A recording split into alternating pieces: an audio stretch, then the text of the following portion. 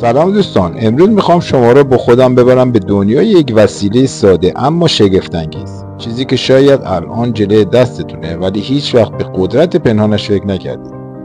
وسیله‌ای که باهاش نقاشی کشیدیم، رویا نوشتیم، اشتباه کردیم و پاک کردیم. همون دوست قدیمیمون مداد.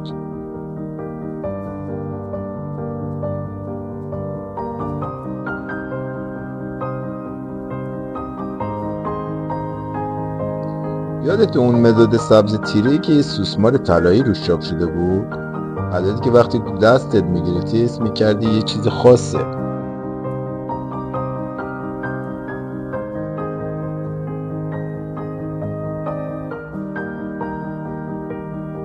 همون مدادی که حتی تراشیدنش هم یه لذت خاص داشت.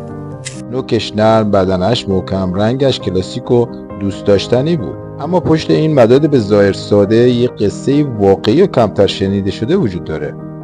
قصه مردی که با پشتکار و رویا تونست یه برند مشهور خارجی رو به ایران بیاره. نه برای فروش بلکه برای ساخت. اون مرد کسی نبود جز علی اکبر رفوگران، تاجری از خانواده اصیل و شناخته شده در بازار لوازم و تحریر ایران. کسی که قبل از انقلاب نمایندگی برندهایی مثل فابر کاستل آلمان و بیک فرانسه را داشت.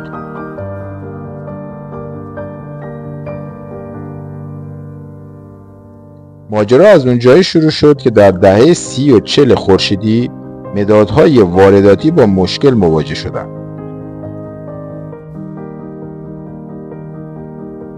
واردات سخت شده بود، هزینه‌ها بالا رفته بود و بازار ایران تشنه کیفیت خوب و قیمت مناسب بود.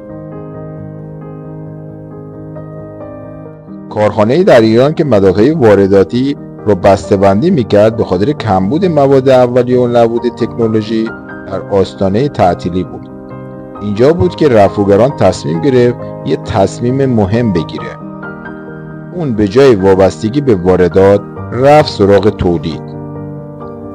با هزینه شخصی خودش راهی آلمان شد. مستقیم رفت به کارخانه عظیم فابر کاستل. اونجا مذاکره کرد، دستگاه تولید مداد را خرید و حتی یه مهندس آلمانی را هم استخدام کرد تا به کارگران ایرانی روش تولید با کیفیت یاد بده.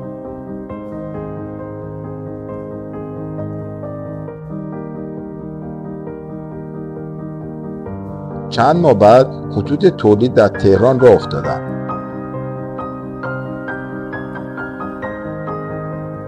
چوب مخصوص مداد، گرافیت مرغوب، روکش سبز با استاندارد بین‌المللی و در نهایت اون لوگوی سوسمار طلایی معروف.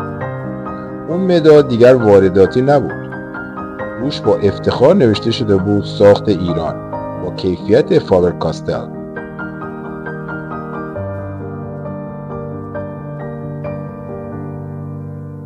اما این فقط یک پیروزی صنعتی نبود. این مداد شد بخشی از حافظه جمعی ما. از دهه 50 تا 80 دانش آموزای زیادی تو ایران با همون مداد سوسمار مشق نوشتن، خط زدن، شعر نوشتن، نقاشی کشیدن، حتی تو کنکور ازش استفاده شد.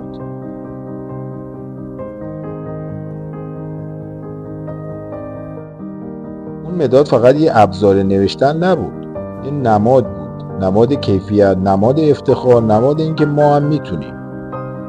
امروز شاید اون مداد کمتر توی بازار باشه. کارخانه شاید دیگر مثل قبل فعال نباشه.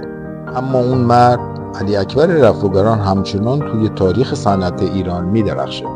آدمی که نشون داد با جسارت، با خلاقیت و با باور به توانایی خودمون میشه حتی برند جهانی را ایرانی کرد. و حالا هر وقت اسم مداد سوسمار میاد، نه فقط یاد یه مداد، بلکه یاد یه نسل، یاد یه باور و یاد یه مرد بزرگ زنده میشه.